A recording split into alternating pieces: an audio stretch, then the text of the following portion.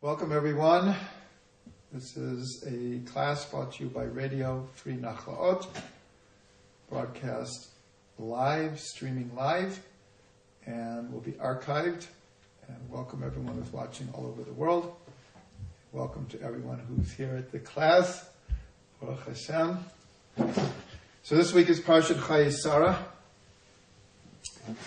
And the last few weeks we've been picking a theme and see how it runs through the Parsha. There's a million ways how to learn Parsha. And one of them is to just take one theme and see how it all connects. And then at the end, I'd like to bring some Torahs from Rabbi Shlomo on the Parsha. Like very beautiful, deep Torahs. So the theme that we're going to use to connect the Parsha is the idea of the earth, and specifically the land of Israel. We'll see that the concept of the earth plays a large part of especially the beginning of the Parsha. And so we're going to follow that theme. So just as a quick review, what happens in the Parsha is Sari Menu passes away. And the first incident or story is how Avraham comes to bury her in Hebron, which is also called Kiryat Arba in the Torah, and in the cave of Machpelah. And it tells how he buys it and how he buries her. And then a good part of the Parsha is Eliezer, the servant of Avraham, going back to Avram's family to find a wife for Yitzchak. And then Yitzchak brings Rivka, and Yitzchak and Rivka marry. And in the end, Avram returns, according to Rashi, to Hagar, who's now called Keturah, and has a good number of children, who he sends to the east with gifts, and everything he has, he gives to Yitzchak. And at the end of the Parsha, Avram also passes away at the age of 175, and Yishmael passes away. So in the beginning, the story of bearing Sarah, embedded in the text are incredible teachings, from the practical to the mystical. We don't really have the time to go into it, but a number of very, very important laws of burial, Jewish burial, proper kosher Jewish burial, are found in this Parsha. So we'll start with this idea that Sarah is buried in Hebron. What's the significance of Hebron? According to tradition, there are 4 holy cities: Yerushalayim, Tzfat, Tiberia, and Hebron. And we're told that each one relates to one of the 4 elements. Yerushalayim relates to fire because of the fire of the sacrifices in the temple, the fire of the avoda in the temple, in other words, serving God in the temple with great enthusiasm, the fire of the neshama, and also because of the light of the menorah. So Yerushalayim is fire. Tiberia is water, because it sits on Yam Kinneret, and it's obvious it's connected to water. Right? The well of Miriam, according to tradition, is somewhere in the Kinneret. Tzfat relates to air, anyone who's been to Tzfat, that's also an obvious one because it's up in the mountains, and especially in the summer when most of the country is broiling.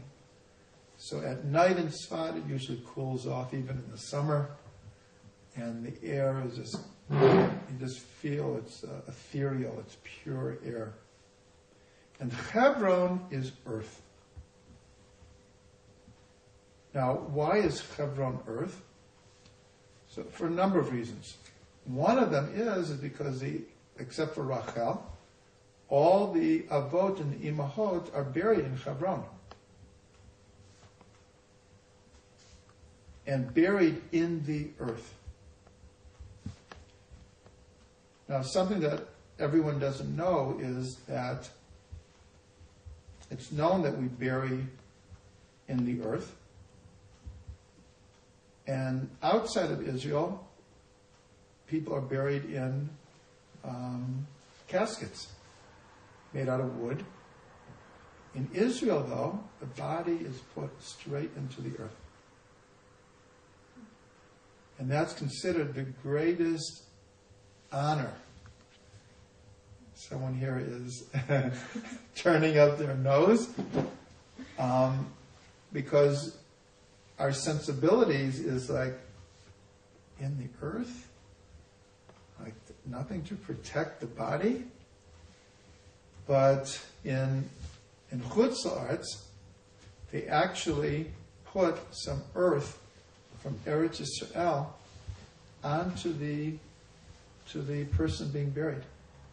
Inside the Aron, a little bit of earth is sprinkled on the body, because to be connected to the land of Israel is considered the highest privilege. We have to remember that for many generations, many generations, the greatest hope that people had was to be buried in Israel.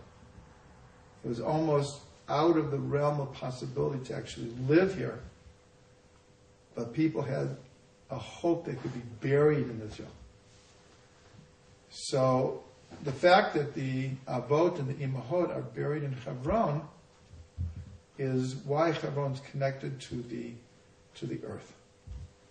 But another deep connection is that the root of the word Hebron is chibur. It means connection. Hebron means a place of connection. So this connection works on a number of different levels. First of all, we're told that the reason that this cave is called Machpelah is because there were actually two caves. Machpelah is from the root kaful, double. And we're told that there was a higher cave and a lower cave. And that's why when we go to Hebron today, and we go into the building, into the halls, and we're shown that this is where Avraham is buried, and this is Yitzhak and Sarah, etc., they actually are not buried right there. They're buried in the cave below the building. I mean, it's pretty close, but there's a cave below the building where they're actually buried. So it's a double cave, and so it's called Machpelah. The other reason it's called Machpelah, Rashi tells us, is because kaful is double, which hints at husband and wife. And that's why it's called Kiryat Arba. Arba is 4, because, as Rashi tells us, there were 4 couples buried there. Avram and Sarah, Yitzhak and Rivka, Yaakov and Leah. But the first ones were Adam and Chava.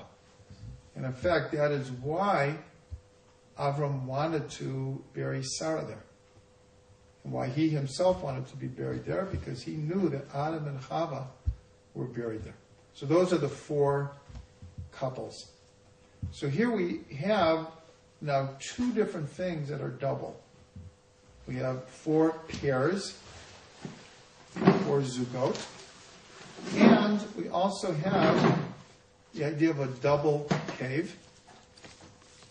But now we have a third double. And that's in the very words of the name of the Parsha, Chaya Sarah. Literally means these were the lives of Sarah.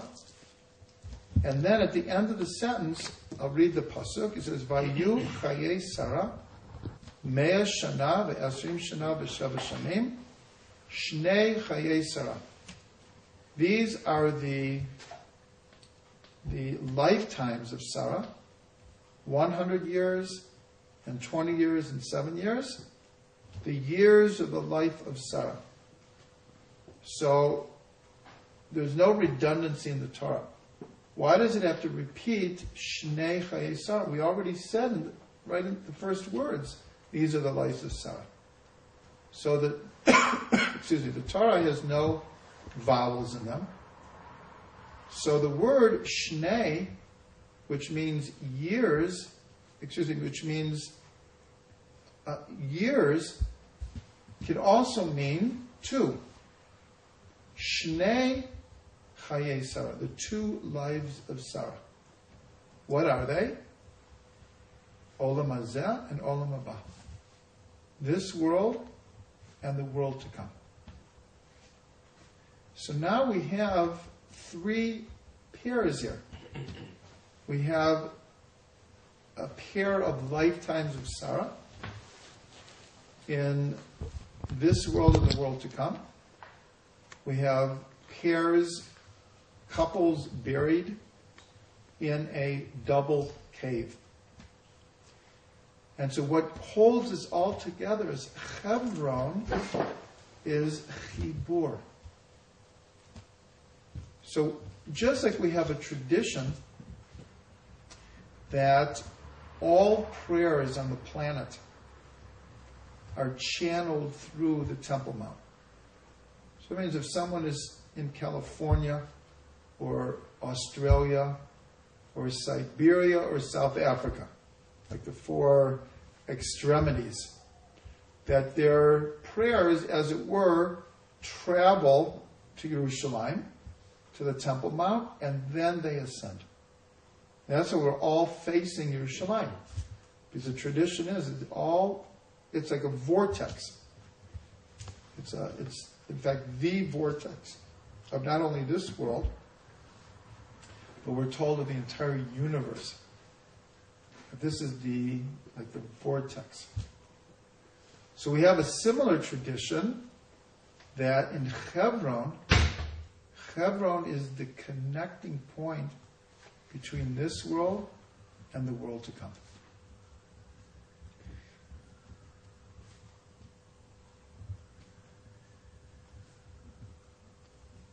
And so here comes the secret of why Jewish burial is in the earth.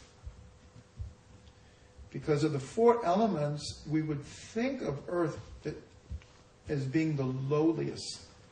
Now, certainly physically it is, because we walk on the earth. And the seas are on the land mass. Even the oceans are on the land mass. And of course, fire and air. But on a spiritual level, in a sense, the earth is the highest. And that's what we talk about Eretz Yisrael being Eretz HaKodesh, as being a holy land. Because the principle in Kabbalah and the Zohar is the highest lights fall to the lowest place. And the image that is given is a wall. The wall tumbles. Let's say this is the wall. And here are the stones up here. When it falls, the highest stones fall the farthest from the base. So when they fall, they're the farthest away. Which is like saying they're in the lowest place. So there's a tradition in Chassidut that the Baal Shem said, if I wanted to, I could ascend to heaven in fire like Eliyahu Navi. But I prefer to be buried in the earth. Now, as he was saying, this is a higher level. That wasn't even Eretz Yisrael. How much more so if it would be Eretz Yisrael?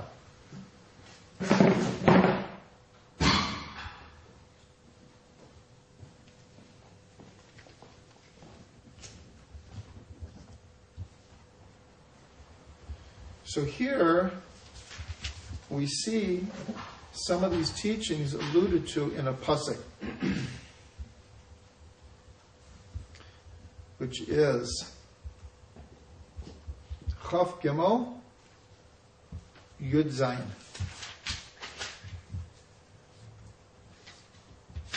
And Chaf.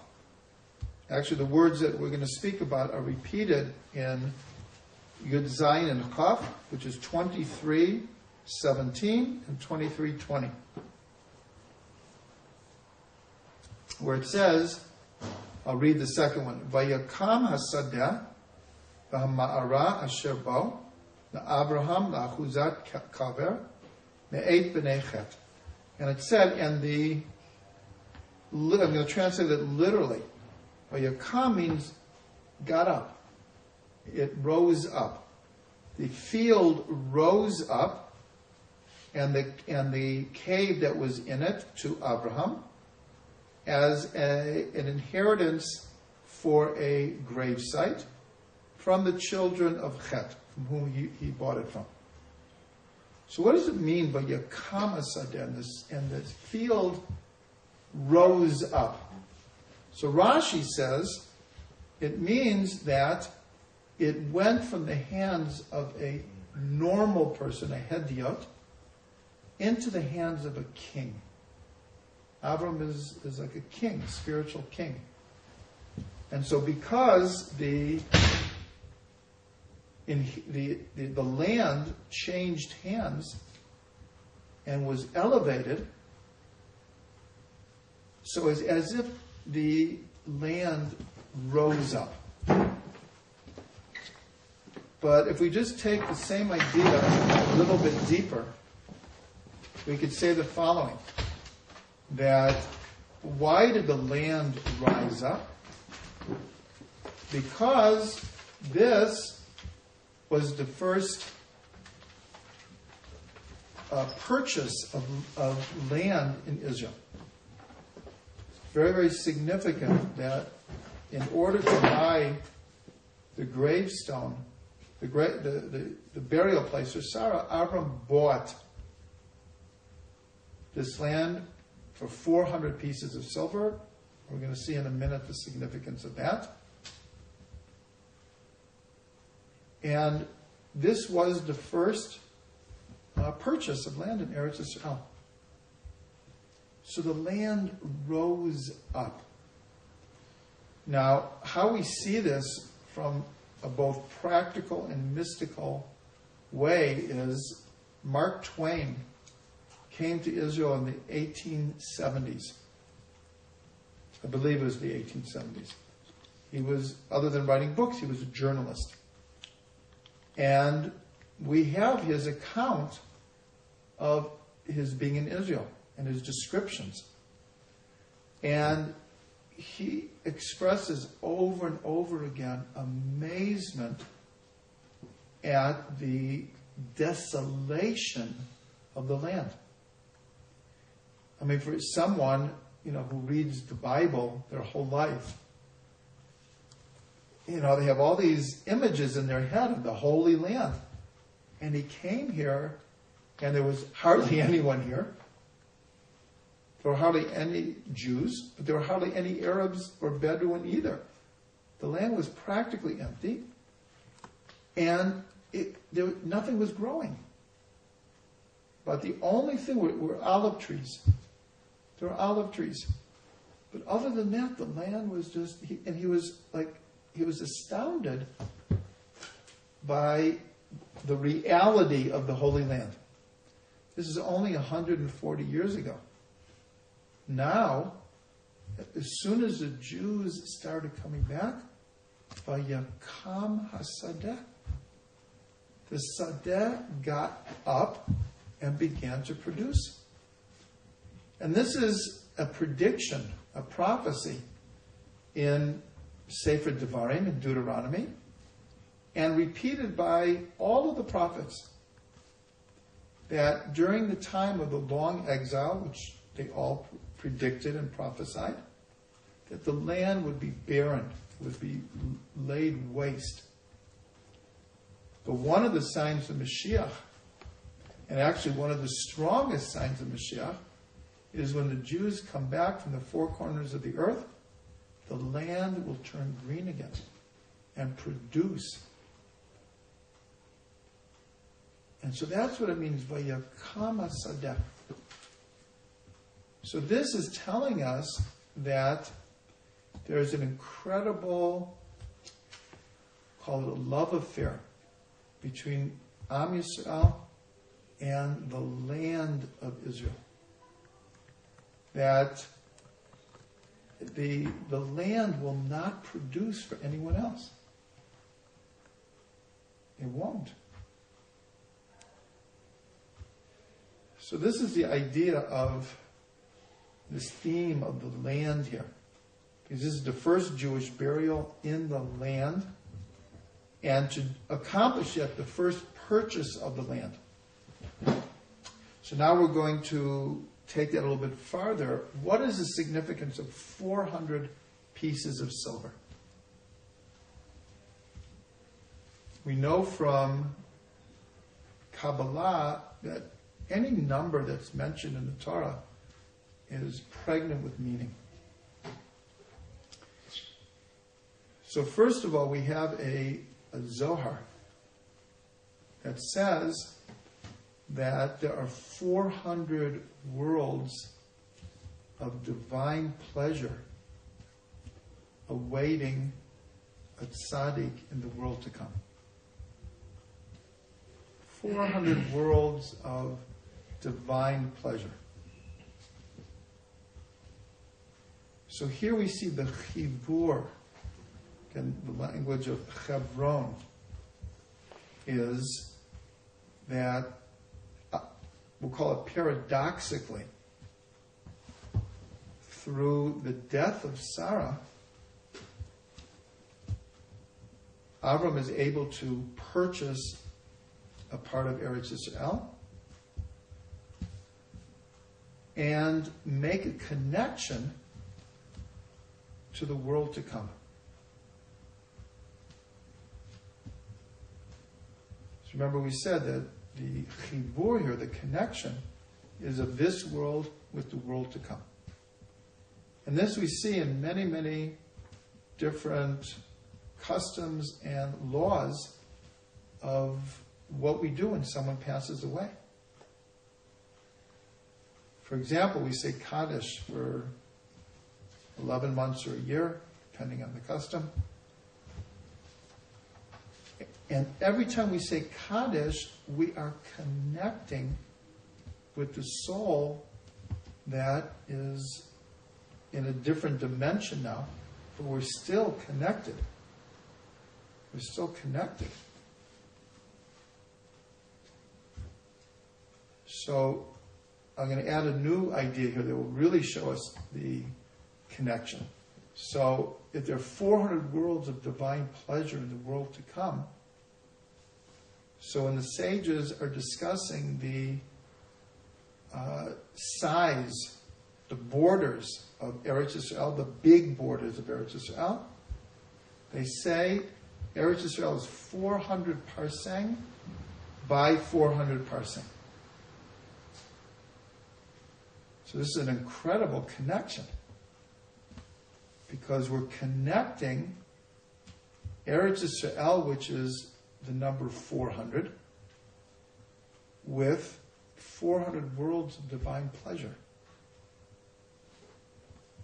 Remember what it says in Pirkei Avot is, this world is like a corridor to the world to come. do good in the corridor, and it opens up to like a infinite wedding hall of the world to come. So here we see Eretz Yisrael, which is 400 by 400, is connected to 400 worlds of divine pleasure. And the Maggid of Mezrich, when he was talking about the 4 worlds of Kabbalah, the world of Asiyah, action, the world of formation, Yitzirah, the world of Bria, creation, and the world of Atzilut, emanation. So usually we think of them as ascending worlds. And of course there is some truth to that. But on a much deeper level, the Maggid of Mezrich, based on the teachings of the Arieh, said Atzilut, the highest world, is here, in this world. It's not that there's a metal separation between the worlds.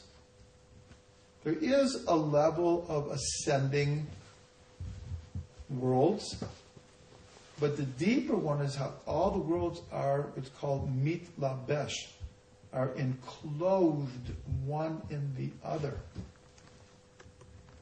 And we're actually taught in Kabbalah that this world has an advantage over all the other worlds, because it's only in this world that you have all the worlds.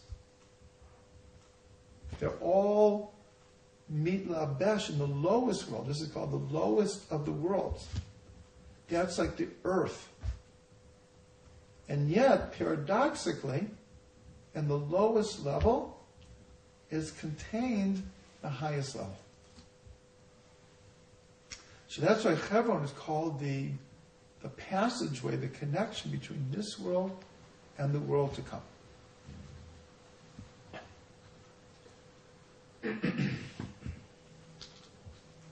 And this connects us to the verse that is usually quoted as to why do we bury in the earth?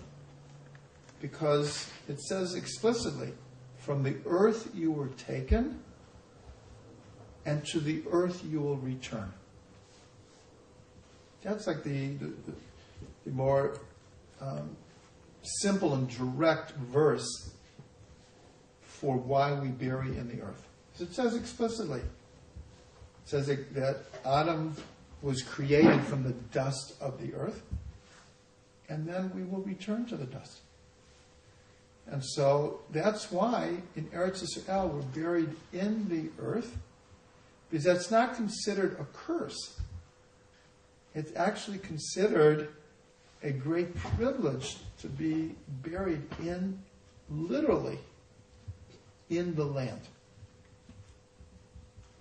And that's why Rabbi Ginsburg teaches a very simple but profound idea regarding how to view the concept of the Holy Land. And he says it's actually not a concept. When we talk about the Holy Land, it's not a symbol of an idea. He said the rocks are holy, the dust is holy, the trees are holy, the clouds that pass over Eretz Yisrael are holy, the rivers are holy.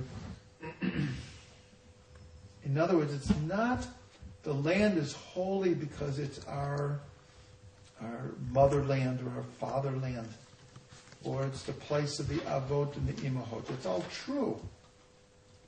But there's something intrinsically holy about the land. And that's a very, very deep level, because usually we don't think of it that way. We think of it, it's holy because the holy people are dwelling in it. It's holy because God gave it to us. And of course, those are true. But in a sense, the deepest understanding of the holiness of the land is actually being able to perceive and feel the holiness of the physical elements of the land. And this is connected to the simple understanding that a human being is an Adam,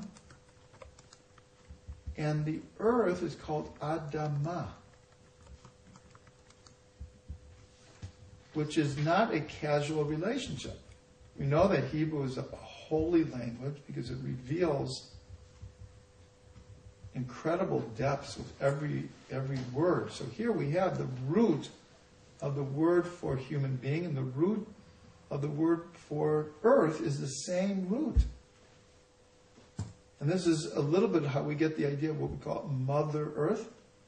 Adamah is a feminine word. Adam, Adamah. So our connection to the earth, once again, is not a casual relationship. It's etzem. It's essential, an essential connection.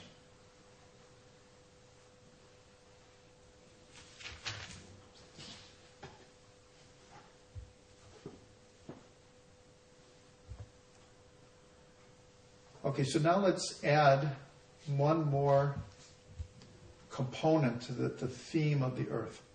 We could go much, much deeper, but time does not allow. So I want to carry it through.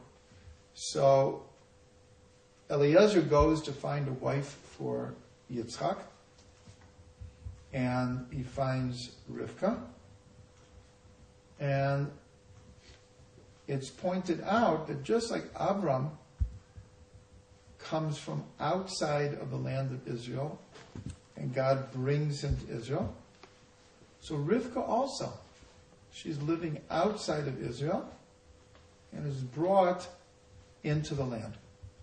And we're told of the Avot, Yitzchak is the only one who never left the land. And so also Rivka, once she came to Israel, she never left. And she came as a young child. Whereas Leah and Rachel, so they come after having many, many children and being married to Yaakov for many years. They come towards the end of their life. So this is just the idea of Rivka's being brought out of exile and being brought to the Holy Land. So as Eliezer is bringing Rivka, so then the Torah says,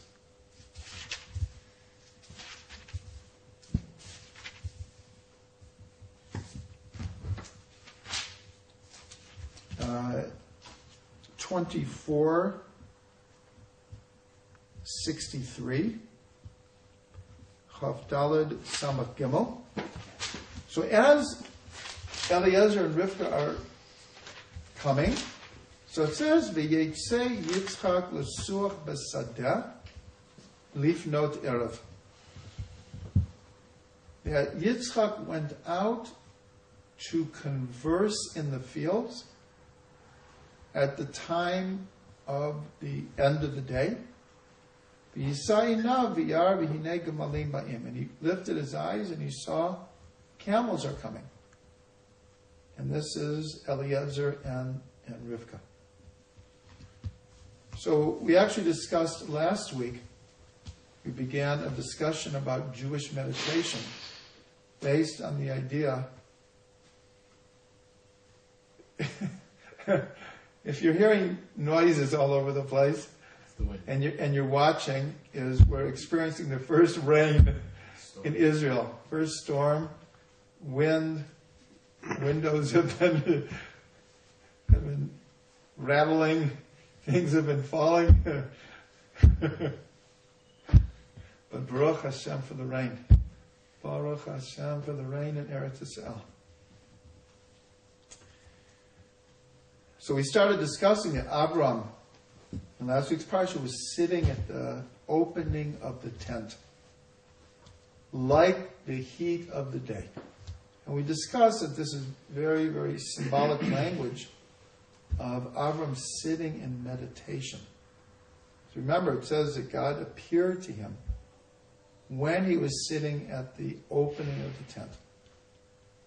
And we learn from this that Avraham was sitting in meditation, and because he made himself a proper vessel, he was able to receive a vision, a communication, an intimate moment with God. And we said that Yitzchak also alludes to meditation, and we quoted this verse. And now it's this week's parsha, so we can actually learn it on the inside. Yitzchak went out to converse in the fields.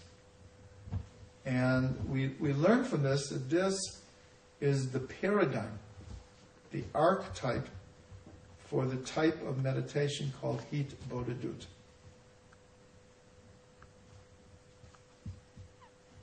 This was a meditation that was really based on just really the life of the Baal Shem Tov. The Baal Shem, from the time he was a little boy, would go out into nature and commune with God by himself. And then his great-grandson, Nachman of Breslov, so he made this a central platform of his whole teachings, is the practice of Hitbodedut on a regular daily basis to try to go out into nature and commune with God. And even though Rabbi Nachman said, if you can't go out into nature, so choose a room in your house that you feel comfortable. And if you can't find a room in your house, he said, even in the Beit Knesset, he was talking to men, but it really applies to women also.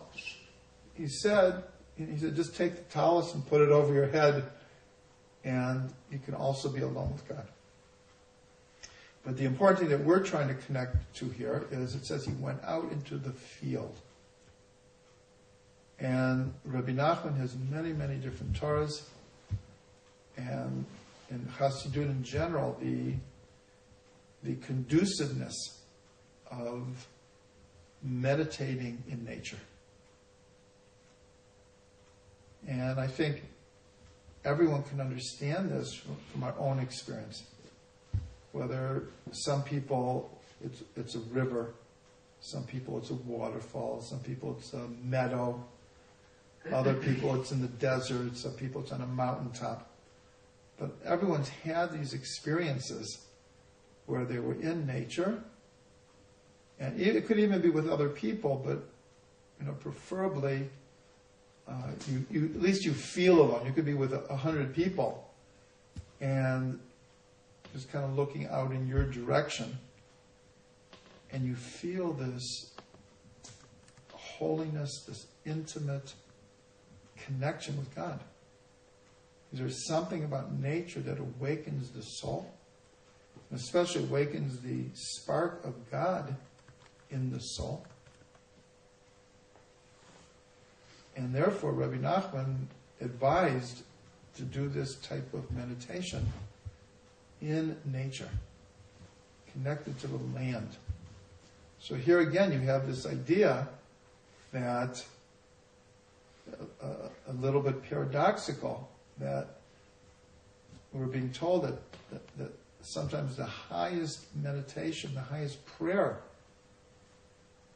because when Rabbi Nachman talked about Hit Bodedut, the lines were purposely blurred between singing, between meditating, between praying, between introspection. Like there are no clear lines. They all weave in together. But there's something about being close to the earth that opens up the highest heavens for us. That's really the theme that we wanted to touch on tonight. So here you have these ideas of really a deep understanding of the holiness of land, wherever it may be, but the very, very special holiness of Eretz Yisrael.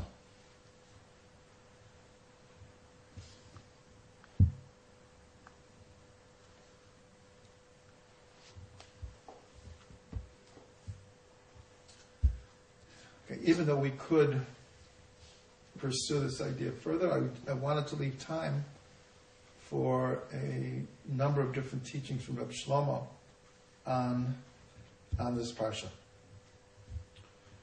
So first of all, he says an incredible thing,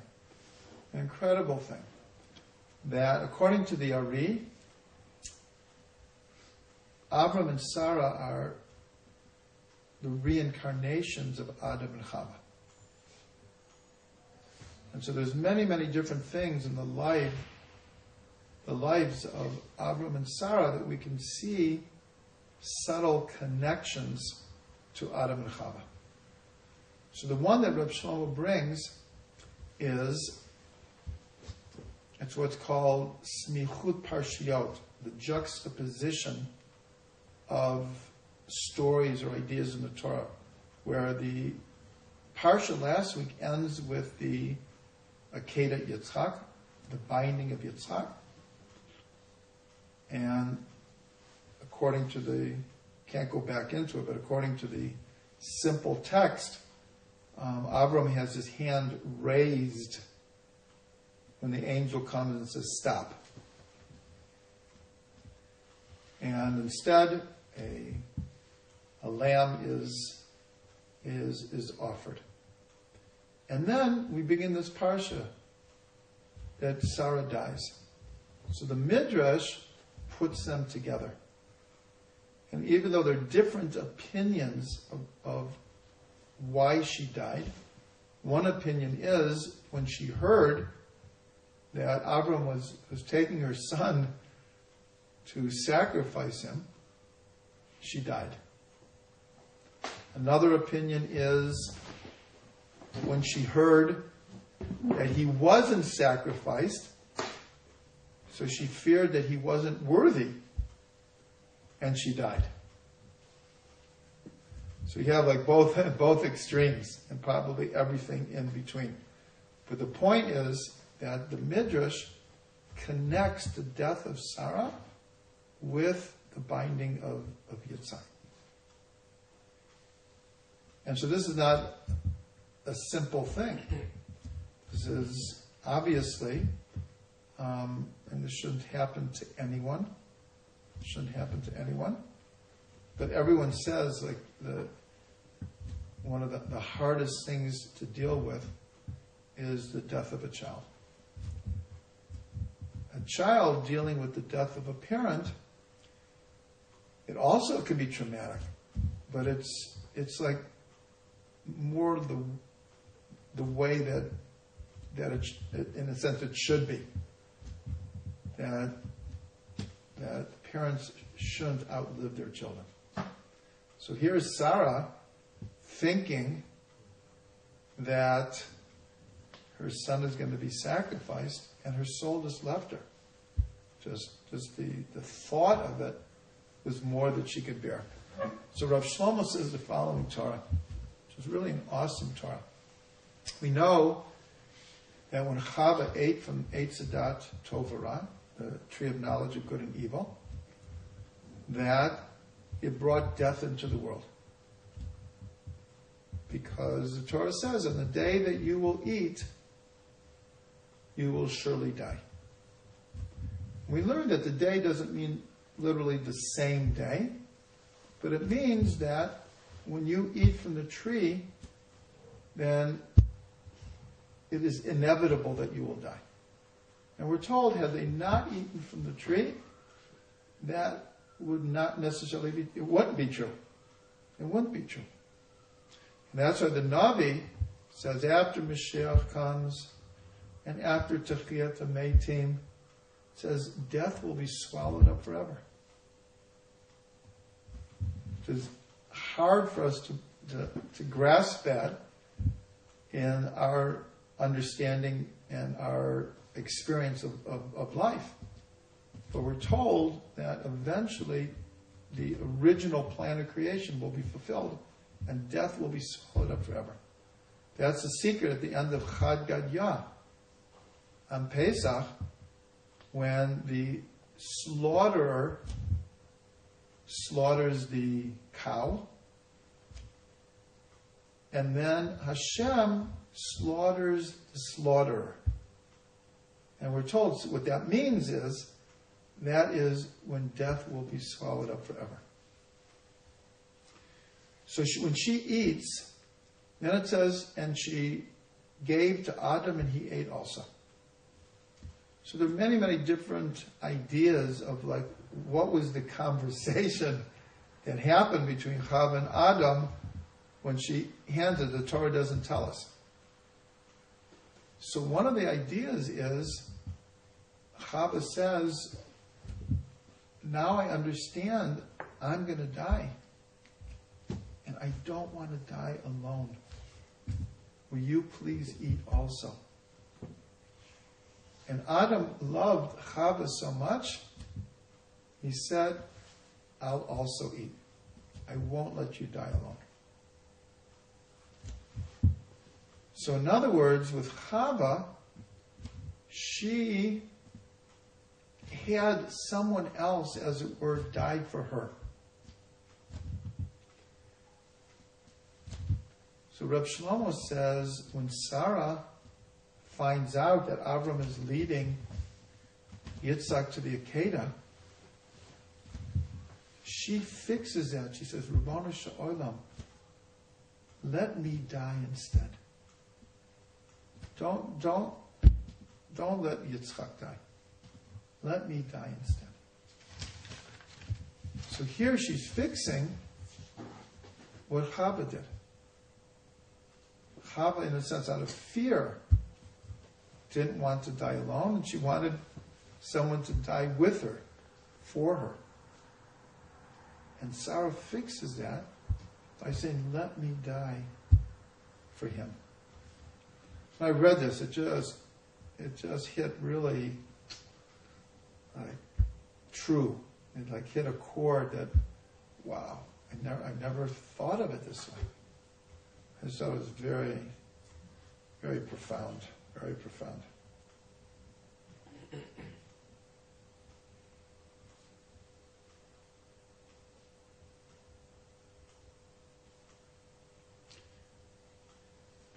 And then Rabbi Shlomo also points out, because in the same parsha, both Sarah and Avram pass away.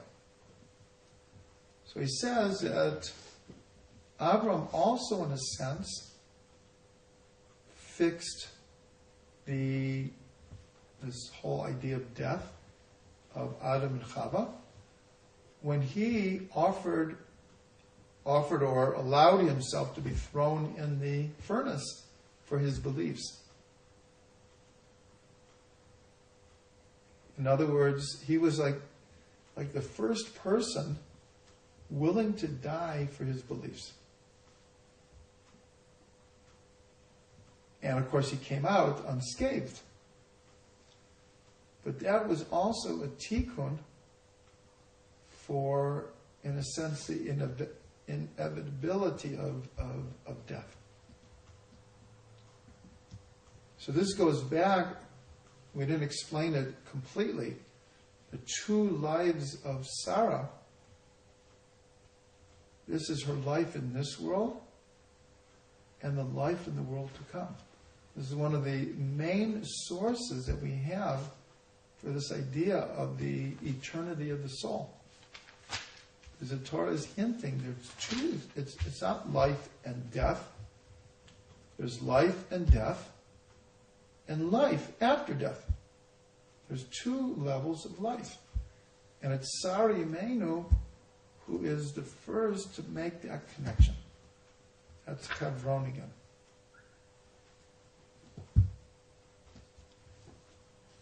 So then Reb Shlomo has a series of Torahs about what does it mean how Avram and Sarah gave birth to Yitzchak.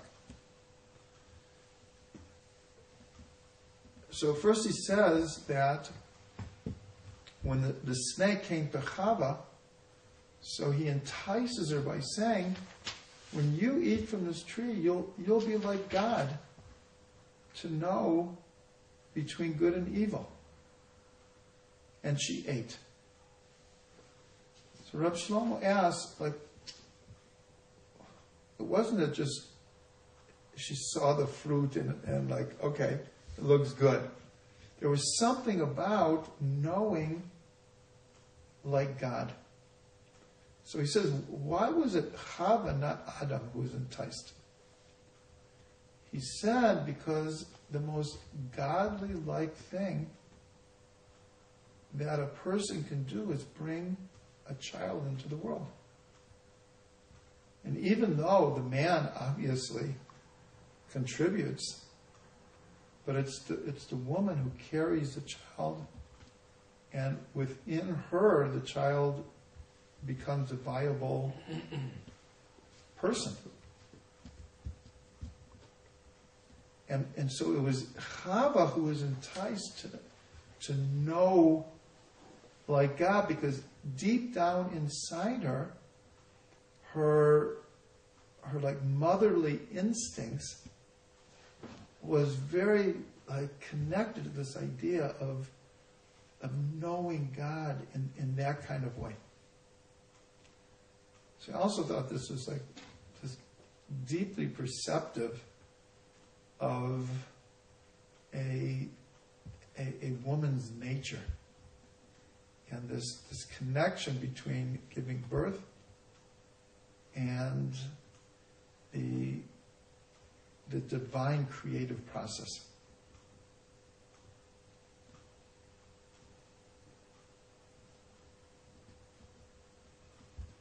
And then Reb Shlomo says something that we also learned last week, that we said that until Avraham and Sarah, people would get married and have children.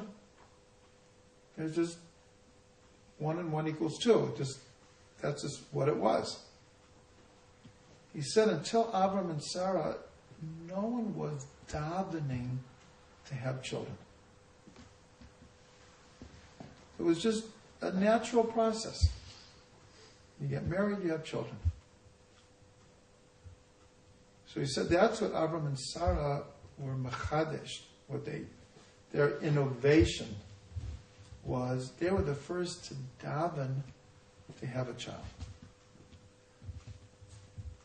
But Reb Shlomo here goes even one step deeper.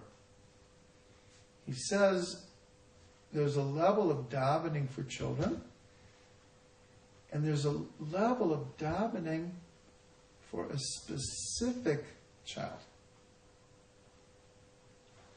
In other words, you can just daven in general to have children, which is a beautiful thing. And then we want children, and we want to raise them in a proper way, and all of that. But when Avram says to God, who will inherit me? So he wasn't davening just to have children,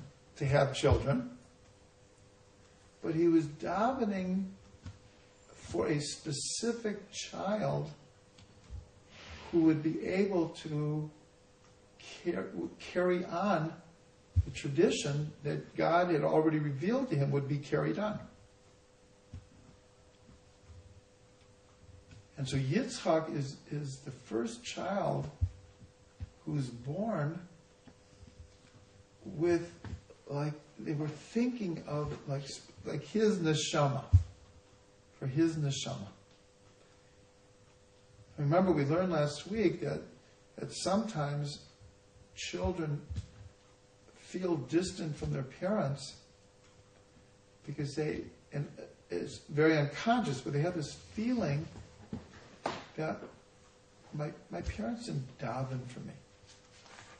They had me and they loved me, and I loved them, but they have a feeling that they didn't daven for me. And here, even specifically for me.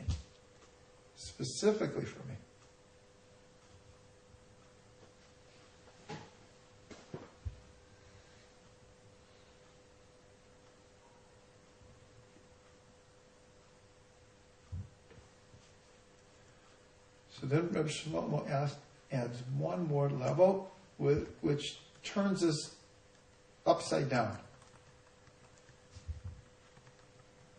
And we'll see that it's both true. So here we said that there's like a general davening for children, and then there's davening for a specific child. That's like on a higher level. So then later, he like reverses the process, and he said there's two types of prayer.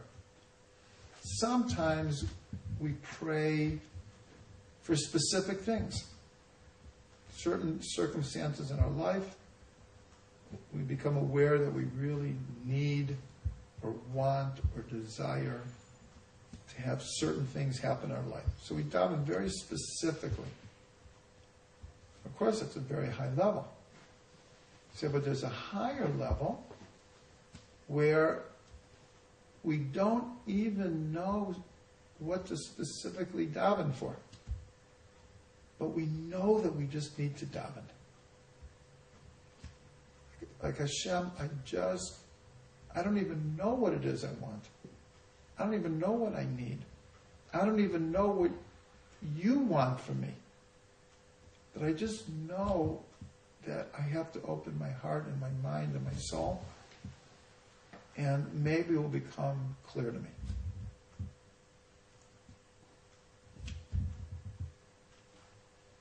So it's interesting because sometimes, like in those special kinds of davening, let's say at the kotel, or I felt it before the class we were talking about. Yesterday was Reb Shlomo's yahrzeit, and there were hundreds of people at the kever, and there was this long mincha, and it was very special. Very, very, very special. So sometimes you start davening for something specific, and then you just like kind of transcend and just want to be close to Hashem. Not that asking for the specific thing is petty or wrong or not worthy, but you just get to this place where I want more than that.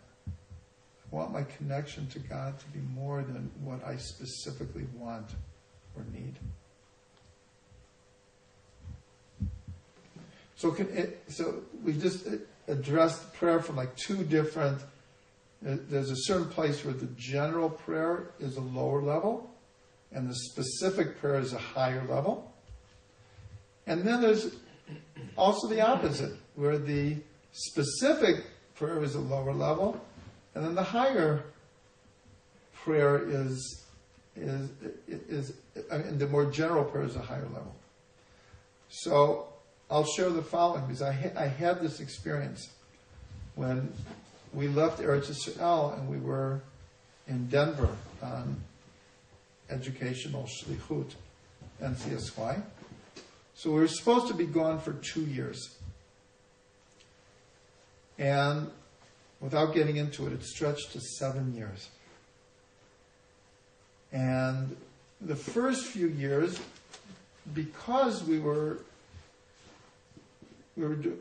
doing important things in Denver, so even though when we left it was clear that we were returning, there was, a period where it was clear that we returned, but not when.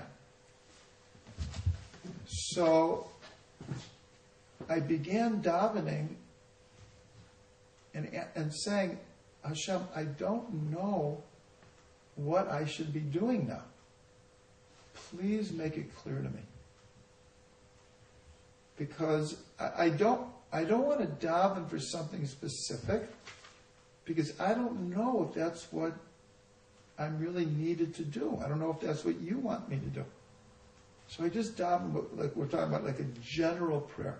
Hashem, just whatever I'm supposed to be doing, whatever you want me to do, reveal it to me. So I davened like this for like 4 years. And I couldn't get any clarity. Could not get any clarity. And then, I don't even remember the specific things that happened, but at a certain point, I realized, well, maybe I really do need to daven for something specific. Because it doesn't seem that I'm getting any kind of sign or answer by just saying, God, you decide. That's what I was doing. I was saying, like, I can't decide. I don't know where I should be and how long. So you decide. So I decided, you have to look very deep inside and decide what you want and then daven for it. So I did that, and I realized I want to go back home. Like we're doing great things here, but this is not where I want to be.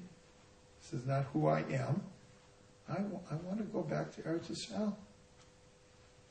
And shortly after starting to daven like that, so then the signs came like one after the other, and we came back to Eretz Yisrael.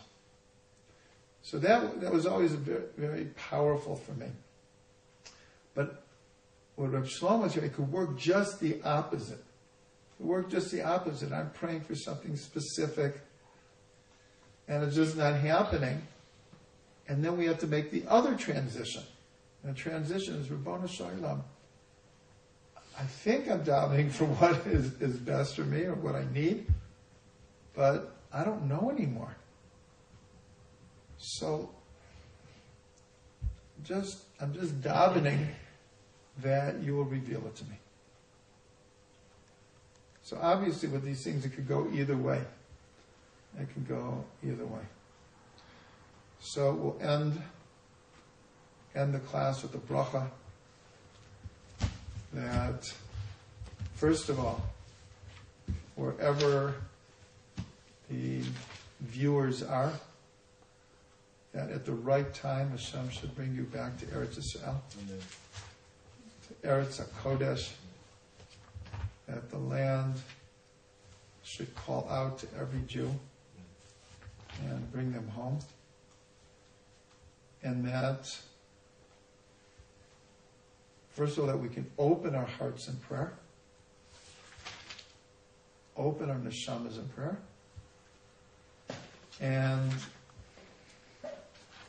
as we're saying, sometimes we really need to daven very specifically for what we need, and other times we need just to connect ourselves to the Rabbanu Shalom.